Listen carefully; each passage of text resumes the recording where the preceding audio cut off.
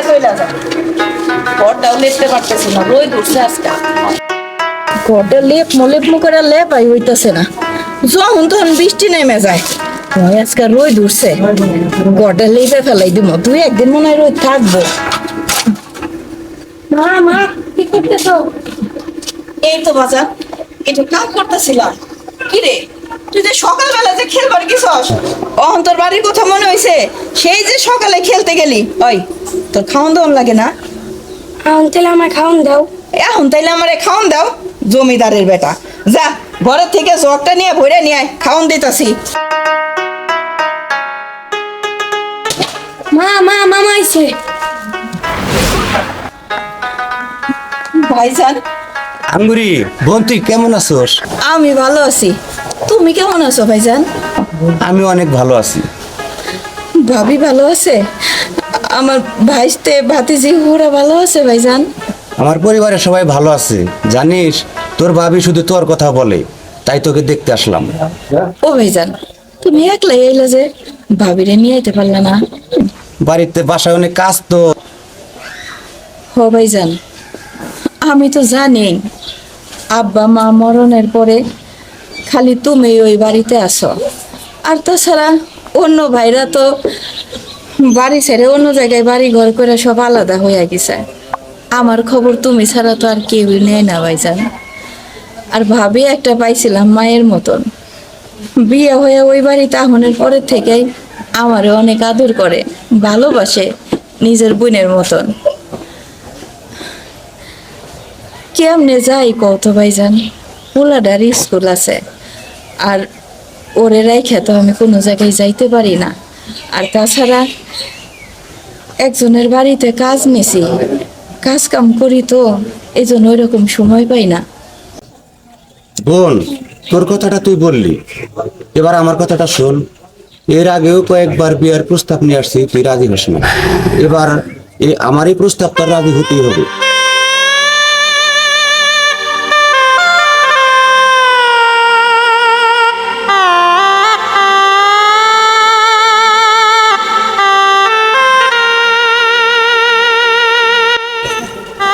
ভাইজান, আমার কথা তো তুমি শুনবা না?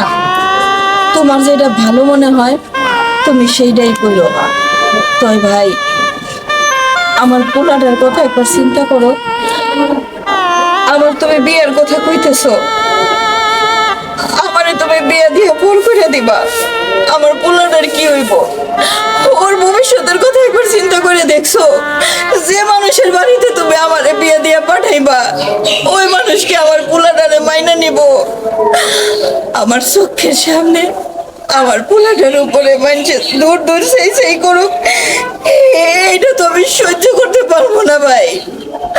এই লেগে কইতেছি, আমারে তুমি বিয়ে শাদীর কথা কইও না ভাই।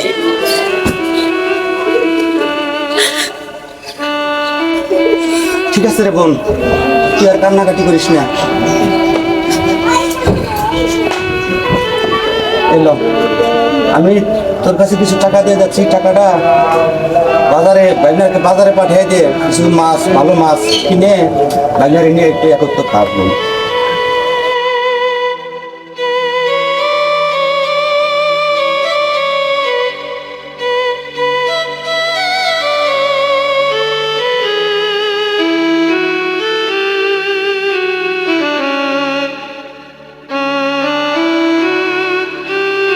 খালা, এই খালা। ম্যাডাম, আপনি আমার বাড়ি ছিলেন কেমনে? তুমি কালকেও কাজে যাও নাই, আজকেও যাইতেছো না, কি ব্যাপার? আসলে হয়েছে কি, ওই পোলাটার শরীর তেমন একটা ভালো ছিল না, এই জন্য আমি কালকে যাইতে পারি নাই।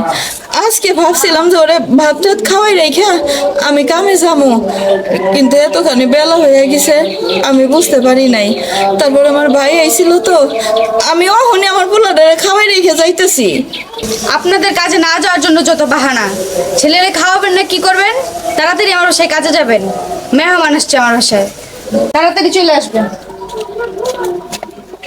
ও বাজান, আমি আর এখন তোর ভাত বেড়ে দিতে পারবো না, তুই এক কাম কর, কলে থেকে ঝকটা বইরা তুই নিজেই ভাত বেড়ে খা।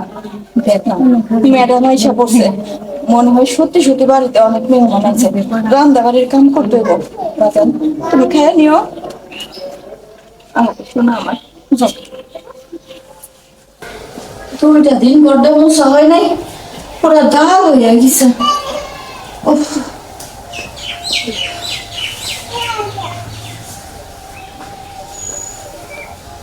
আল্লাহ, ঘর কি ময়লা হয়েছে রে আল্লাহ, অস্থির লাগতেছে।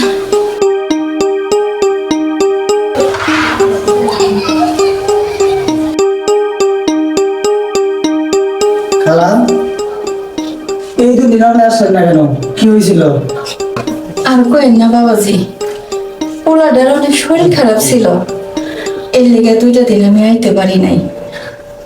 আমি ছাড়া তো বাড়িতে আর কেউ নাই ওর দেখাশোনা করার জন্য, এই জন্য আজকেও আসতে একটু দেরি হয়ে গেছে। ম্যাডাম গেছিল বাড়ির উপরে, পোলাটার আমি ভাতও খাইতে দিতে পারি নাই, ওই রকমই আশা করছি। এখন আর কোনো অসুবিধা হইব না, আমার যত যাই হোক সংসারের সব কাজ কাম সাইরা এরপরে আমি বাড়ি যাবো। ও খালা, আপনার ছেলে অসুস্থ তো আপনি তো আমার আগে জানাইলেও পারতেন। ও আমি টাকা দিয়ে দিতাম, আর আমি তো আপনার ছেলেরই মতো। অসুবিধা নাই সাহেব, টাকার দরকার হইলে আমি আপনার কাছ থেকে চাই নেব না। এই কাজের লোকের সাথে তোমার কিসের এত মিষ্টি মিষ্টি কথা? হ্যাঁ, কই আমার সাথে তো কোনোদিন এভাবে কথা বলো নাই। এই তুমি এটা কি বলছো? উনি তো আমার মায়ের মতো। এই তুমি এই সব আজে বাজে কথা বলো না তো। মায়ের মতো না, তোমাদের মতো পুরুষ মানুষকে আমার ভালো মতোই চেনা আছে। ধরা খাওয়ার পর সবাই মা বোন বানায় ফেলে, বুঝো নাই? বিশ্বাস করে ম্যাডাম, আপনি যা ভাবছেন তা না, উনি সত্যি কথাই বলছেন। উনি তো আমার ছেলেরই মতন, আর ছোট থেকে ওরে আমি মানুষ করছি। এই বাড়িতে তো আমি আজকে নতুন কাজ করি না। আপনার শ্বশুর শাশুড়ি আমারে অনেক ভালো জানতো, আপনি শুধু শুধু আমারে মিথ্যা অপবাদ দিয়েন না। এই তোর কোনো কথা শুনতে চাই না, এক্ষুনি বাড়ি থেকে বের হ।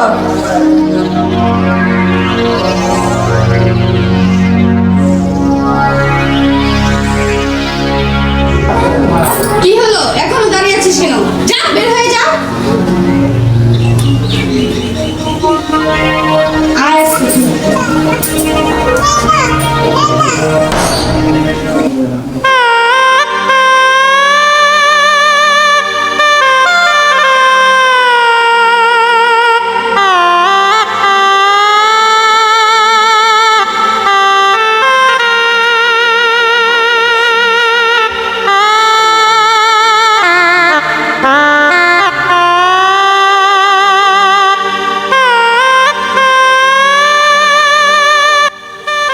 মিলনের বউ কান্তাছো কে? কি হয়েছে তোমার? কানবো না কি করবো চাচা, আবার তো কান্দনেরই কপাল। কান্দনের কপালে যদি না হইব, এই অল্প বয়সে স্বামী মরবো কেন, আর আমি বা কেন মানুষের দাঁড়ে দাঁড়ে কাজে লেগে যাব, আর মানুষের বাড়িতে কাজ করতে যাই কেন আমি অপমানিত হবো। জানেন চাচা, আজকে ওই চৌধুরী বাড়ির থেকে, জানেন চাচা, আমি কতদিন ধরে ওই চৌধুরী বাড়িতে কাম করি, আমারে কেউ কোনোদিন একটা কথা কইতে পারে নাই। আর আজকে চৌধুরী বাড়ির ছোট বউ আমারে জানা তাই কয়া অপমান অপদস্থ করলো, আমারে ওই বাড়ির থেকে বাইর করে দিল। কি কয়া জানেন, চৌধুরীর ছোট পোলার সাথে নাকি আমার খারাপ সম্পর্ক।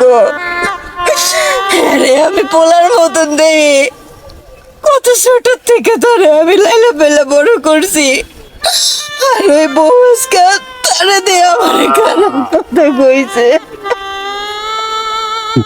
তোমার তো কইছিলাম দেখা হইনি একটা বিয়া শাদি বসো, তা তো শুনলা না। আর অল্প বয়সে বিধবা হইয়া দেখো কত কলঙ্ক নাম হয়েছে। এখনো সময় আছে মিলনের বউ, চিন্তা ভাবনা করে দেখো। আমি তো আপনাকে বোঝাইতে পারি না, ওই পোলাটা ছাড়া আমি বাঁচতে পারবো না।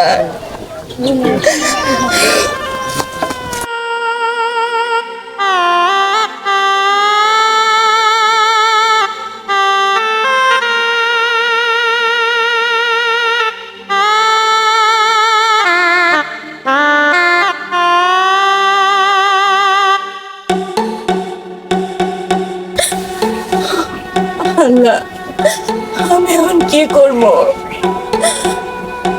ওনারা ভাতের লেগে কাঁদতেছে, নিজের পেটের ক্ষুধা আমি সহ্য করতে পারলেও ওনার চোখের পানি আমি সহ্য করতে পারবো না।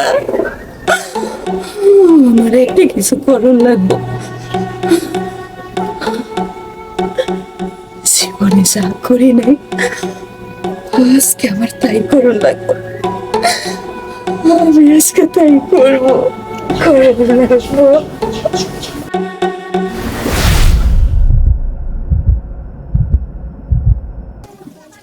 কাকা একটু স্পিড দেন।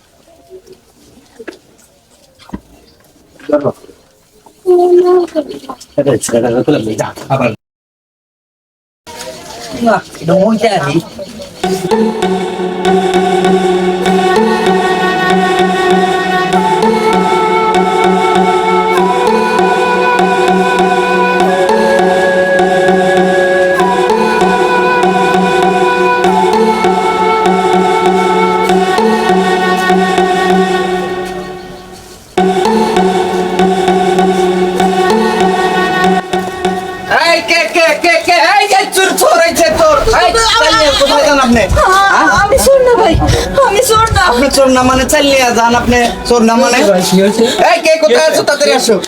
আমার দোকানে থেকে না কয়া চাল নিয়ে গেছে, আমি পেশাব করবার নিয়ে গেছি।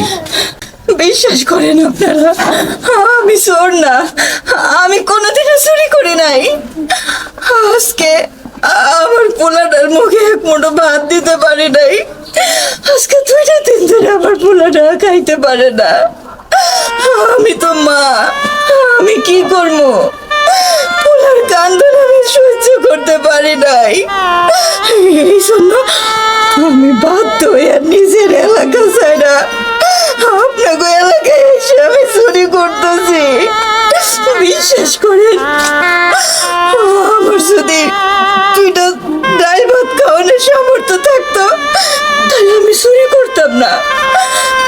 আমার স্বামীটা আমার পোলারে থুয়া পরপারে চলে গেছে, আল্লাহ তারে নিয়ে গেছে। স্বামীর সুখ কপালে আল্লাহ আমার দেয় নাই। আমি মানুষের বাড়িতে কাজ করে খাই, আমারে কাজের থেকেও বাইর করে দিছে, তাই আমি বাধ্য হয়ে চুরি করতেছি। আমি চোর না। ও কাকা, ওনারে দেখে ভদ্র মহিলা মনে হচ্ছে, আসলে উনি চোর না, পেটের দায়ে হয়তো তার সন্তানদের দায়ে সে এখান থেকে চালগুলা নিছে। দেখেন শেষবারের মতো তাকে ক্ষমা করে দেওয়া যাবে। ঠিক আছে আপা, এই যে বললো বাইস্তারা, আপনাকে দিয়ে দিলাম, এই ধরনের কাজে আর কখনো যায়নি। মানুষ পেটের দাহি করে, তারপরেও আপনি জান নাই যে আপনি বাল বাচ্চা নিয়ে খানগা আর এই ধরনের কাজে যায় না। আপনি চালিয়ে আমি দিয়ে দিলাম। আপনাকে অনেক ধন্যবাদ। আপনাকে এই ঋণ আমি কোনোদিনও শোধ করতে পারবো না। এই চাইলে আমার পোলাটা আমি ভাত রাইতে খাওয়াবো। ঠিক আছে। একজন বিধবার পরিচয় তার সাদা শাড়ি নয়, তার অশ্রুও নয়, তার পরিচয় তিনি একজন পুরনো মানুষ। তবু সমাজের কিছু দৃষ্টি আজও তাকে প্রশ্নবিদ্ধ করে, একাকী করে, নীরবে ভেঙে দেয়। আসুন সেই দৃষ্টিভঙ্গি বদলাই।